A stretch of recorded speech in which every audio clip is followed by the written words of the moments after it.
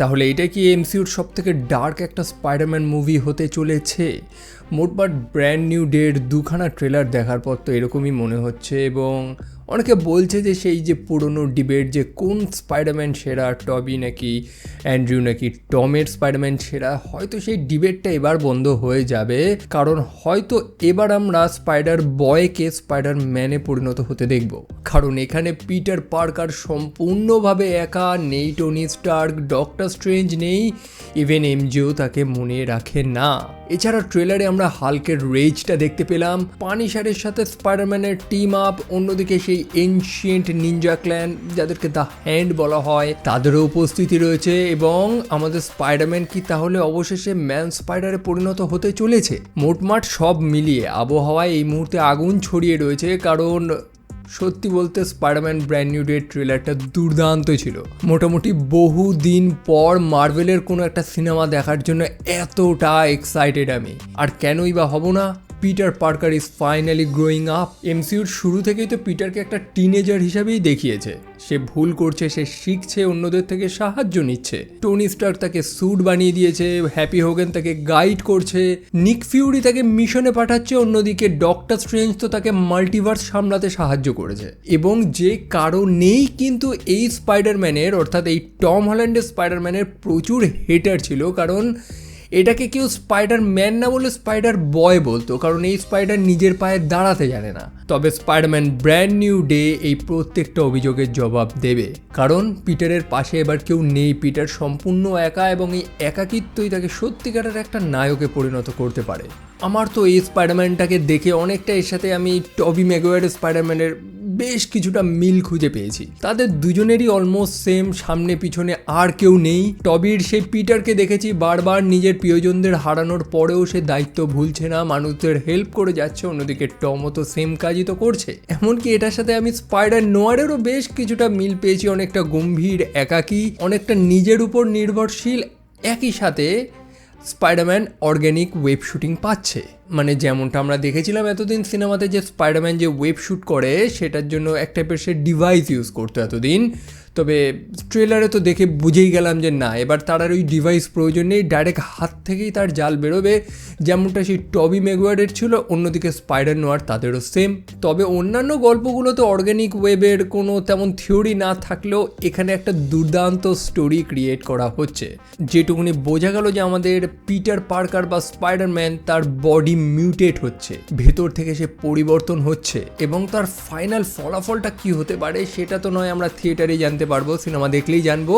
তবে এখান থেকেই আবার ম্যান স্পাইডার থিওরিটা বেরিয়ে আসছে। হ্যাঁ ভাই, কমিক্সেও এরকম একটা ইভেন্ট ঘটেছে। স্পাইডার ডিএনএ, পিটারের যে স্পাইডার ডিএনএ রয়েছে সেটা এতটাই শক্তিশালী এবং প্রভাবশালী হয়ে পড়ে যে সেটা অ্যাকচুয়ালি পিটারকেই পরিবর্তন করে দেয়। সে আংশিকভাবে মানুষের সীমা ছাড়িয়ে এক ভয়ঙ্কর রূপ নিয়ে নেয়। নতুন ট্রেলারেও আমরা দেখতে পাচ্ছি যে তার শরীরে কিছু পরিবর্তন ঘটছে, তার যেই অস্বাভাবিক আচরণ, এইসব দেখে একটা ফ্যান থিওরি তো ক্রিয়েট হচ্ছে। যদিও কোনো অফিসিয়াল কনফার্মেশন তো নেই, তবে স্পেকুলেট তো করে মানুষেরা। তবে এটা যদি হয়, এটা যদি সত্যিকারের হয়, তো স্পাইডারম্যানের সবথেকে বড় শত্রু স্পাইডারম্যান নিজেই হবে, মানে পিটার নিজেই তার নিজের শত্রুতে পরিণত হবে। তবে আর একটা ইন্টারেস্টিং জিনিস হচ্ছে Hulk is finally angry again. মোটমাট আমরা এমসিইউতে স্মার্ট হাল্ককে দেখে ক্লান্ত হয়ে গেছি ভাই, আমরা ওরকম হাল্ক দেখতে চাই না। আমরা যে জিনিসটা দেখতে চাই সেটা হচ্ছে হাল্কের রেজ, এবং এরকমই কিছু একটা জিনিস তো আমরা এই সিনেমাতে পাচ্ছি। তবে কেন ব্রুস তো শান্ত হয়ে গেছিল, আচমকা উগ্র মানে হিংস্র কেন হয়ে গেল? যেটুকুনি দেখে বুঝলাম যে ব্রুস কারোর কন্ট্রোলে রয়েছে, কেউ একজন ব্রুসকে ওরকম হিংস্র বানিয়ে দিয়েছে। ব্রুস তার নিজের উপর থেকে কন্ট্রোলটা হারিয়ে ফেলে, এবং এটা নতুন তো না, ব্রুস আগেও তো নিজের কন্ট্রোল হারিয়েছিল। আমরা এজ অফ আল্ট্রন সিনেমাতে তো দেখেছিলাম ওয়ান্ডা ম্যাক্সিমম যখন ব্রুসের মাইন্ড কন্ট্রোল করে দেয়, মানে ব্রুসের ভেতরের রাগটাকে সে উস্কে দেয়, যার কারণে জোহানেসবার্গের যে হাল্ক র্যাম্পেজ চালিয়েছিল সেটা আমরা দেখেছি। যদিও তখন টনি স্টার্ক ছিল, তার অনেক গ্যাজেটস ছিল, তবে এবার তো স্পাইডারম্যান একা। দেখো এরকম যদি হয় তো জমে যাবে আমরা স্পাইডারম্যান ভার্সেস হাল্ক, একটা এপিক ফাইট আমরা দেখতে পারবো। এখন বহু ফ্যান্স রয়েছে যে আমরা এই হাল্ক দেখতে পারবো, ওই হাল্ক দেখতে পারবো। হাল্কের তো অনেক ভার্সন রয়েছে, ভেরিয়েন্টস রয়েছে, তাই না? তবে এত গভীরে যাওয়ার প্রয়োজন নেই, আমরা জাস্ট হাল্ককে মানে কি বলবো স্ম্যাশ করতে দেখতে চাই, যে হাল্ক একদম র্যাম্পেজ চালাচ্ছে এরকম একটা কিছু দেখতে চাই, এবং আমরা ফাইনালি দেখব। এবং এই ফাইটটা যদি হয় তো খুবই ইম্পর্টেন্ট একটা ইভেন্ট হবে, কারণ এখানে স্পাইডারম্যান নিজেও কিন্তু কন্ট্রোলের বাইরে, তার শরীরে পরিবর্তন আসছে, তার মধ্যেও আমরা রেজ লক্ষ্য করতে পারছি। অন্যদিকে হাল্ক সেও একদম কন্ট্রোলের বাইরে। তো দুটো এপিক কিছু ফাইট আমরা দেখতে চলেছি, মানে দুটো কমপ্লিটলি আনকন্ট্রোলড মানুষ একে অপরের সাথে লড়বে। কেমন জিনিসটা হবে, সেই স্যান্ডম্যান ভার্সেস ভেনমের যে ফাইটটা দেখেছিলাম স্পাইডারম্যান 3-তে, কারণ দুজনেই রেগে রয়েছে, এপিক ফাইট আমরা তাদের দেখতে পাচ্ছি। স্পাইডারম্যানও ক্ষেপে রয়েছে কারণ তার মধ্যে ভেনম ভর করে রয়েছে। সো এরকম একটা কিছু যদি দেখি তো জমে যাবে, তাই না? একই সাথে স্পাইডারম্যানের সাথে আমরা পানিশারেরও একটা জুটি দেখতে পারবো, এবং এটাই গল্পে আর একটা মোড় নিয়ে চলে আসবে। দুটো কমপ্লিটলি ডিফারেন্ট মানুষ। এছাড়াও স্পাইডারম্যান এবং পানিশার তাদের দুজনের চরিত্রটাও আমরা জানি, যেখানে স্পাইডারম্যান খুব দয়ালু, মানুষদের হেল্প করতে চায়, অন্যদিকে পানিশার সে জাস্টিস ডেলিভার করবে, সেটা যে কোনো উপায়। মানে স্পাইডারম্যান যেখানে মানুষের জীবন বাঁচাবে, সে কাউকে হত্যা করতে চায় না, সেখানে পানিশার জীবন নিতেও পিছপা হয় না। সো এখানে কমপ্লিটভাবে মতের এবং এথিক্সের অমিল আমরা দেখতে পাচ্ছি। তো এদের দুজনের জুড়ি তো একদম দেখার মতন হবে গল্পে। ট্রেলার মেলার দেখে যেটুকুনি বুঝেছি আমরা, সম্ভবত গল্পে সেই ancient ninja organization the hand হয়তো থাকতে চলেছে। আমরা ভিডিও গেমসেও এদেরকে দেখেছিলাম, এরা বেসিক্যালি গ্যাংস্টার টাইপ কিছু গ্রাউন্ডেড লেভেলের কাজগুলো করে। এদের ক্ষমতা ওরকম কসমিক লেভেলের কিছু না। আর এটার মানে হচ্ছে ব্র্যান্ড নিউ ডে জাস্ট আর একটা স্পাইডারম্যানের গল্প না, বরং এমসিইউ স্ট্রিট লেভেল জগৎটাকে আরও বড় করতে চলেছে। একটু গ্রাউন্ডেড লেভেলের স্টোরি হবে, যেখানে পুরোনো সিনেমাগুলোতে দেখলাম যে একদম কসমিক থ্রেডস রয়েছে, মাল্টিভার্স একদম ছিন্ন বিচ্ছিন্ন হয়ে যাচ্ছে, এরকম জগা খিচুড়ি দেখবো না। একটা ডিসেন্ট সুন্দর স্টোরি, স্পাইডারম্যানের স্টোরি আমরা দেখতে পারবো। তবে সব কিছুর শেষে একটাই তো প্রশ্ন থাকছে যে ভিলেনটাকে, মানে স্পাইডারম্যান অ্যাকচুয়ালি লড়বে কার সাথে? সবাই তো আমাদের ফ্রেন্ডলি এখানে, তাই না? এবং মার্বেল খুব স্মার্টভাবে এটাকে গোপন করে রেখেছে, মানে ফ্যান্সরা আছে কোনা কাঞ্চি থেকে থিওরি বার করে কে ভিলেন হবে সব কিছু বার করছে। তবে এখানে এরিয়াটা একটু ডার্ক রয়েছে, বোঝা মুশকিল। মোটমাট এই ভিলেনের প্রভাব তো আমরা সম্পূর্ণ ট্রেলারেই লক্ষ্য করতে পেরেছি, যে বিভিন্ন মানুষদের কন্ট্রোল করছে, মানে এক টাইপের অদৃশ্য শক্তি। ব্রুসকেও সে কন্ট্রোল করছে, কিন্তু অফিসিয়ালিভাবে এখনো পর্যন্ত কিছু বলেনি। তবে কি হতে পারে সেটা আপনিও জানেন যে কি হতে পারে। সম্ভবত জিন গ্রে যেমনটা আলোচনা হচ্ছে, সেডি সিঙ্ক আসছে।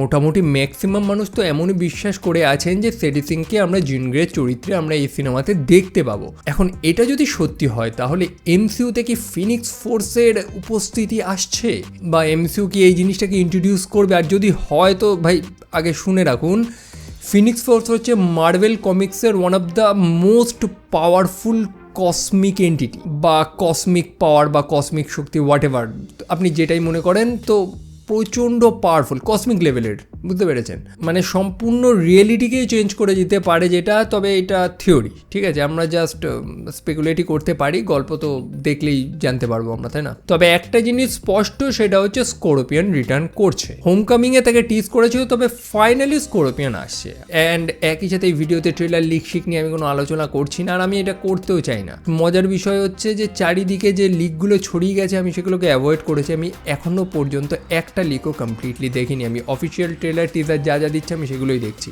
সব খবর রাখছি, বাট নিজের চোখে দেখছি না, কারণ নিজের মজা এক্সাইটমেন্ট আমি নষ্ট করতে চাই না।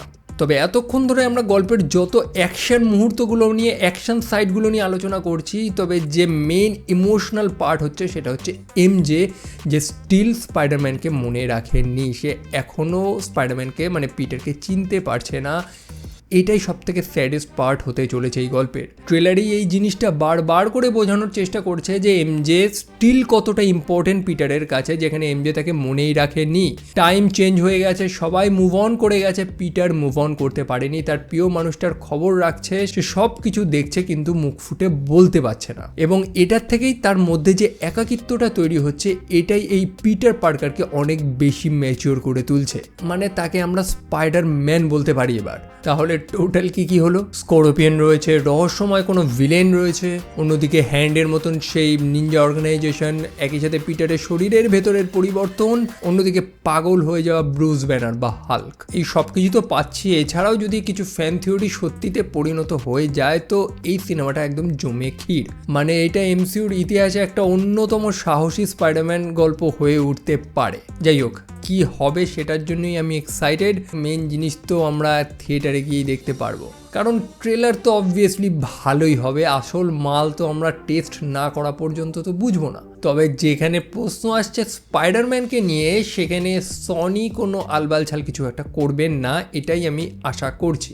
আপনি সব কিছু নিয়ে পাকামি মারতে পারেন, কিন্তু স্পাইডারম্যান নিয়ে পাকামি মারা উচিত নয়। কি ঠিক বললাম তো? আর যদি ঠিক বলে থাকি তো দিয়ে দেন একটা হাততালি, একটা লাইক, আর চ্যানেলটা সাবস্ক্রাইব না করা থাকলে সেটাও করে দেন। অ্যান্ড বাই দ্য ওয়ে, আপনারা কি মনে করেন কি হতে চলেছে? আদৌ যে জিনিসগুলো আমরা স্পেকুলেট করেছি এগুলো কি হবে? তবে যেটাই দেখাক আমরা ডিসঅ্যাপয়েন্ট হব না, এইটুকুনি ভরসা আমার মনে রয়েছে। সো আপনারা কতটা এক্সাইটেড, মানে আপনাদের এক্সাইটমেন্ট সিনেমাটাকে নিয়ে না আমার ভিডিও নিয়ে কতটা, সেটাও কমেন্ট সেকশনে জানাবেন। অ্যান্ড ভালো লাগলে এই টাইপের ভিডিওগুলো শেয়ার করতে পারেন, কার সাথে শেয়ার করতে হবে সেটাও জানেন আপনারা। তো আর কিছুই বলার নেই, বিদায় নিচ্ছি। দেখা হচ্ছে আপনাদের সাথে পরের আর একটা ভিডিওতে। চলো, টেক কেয়ার অ্যান্ড বাই।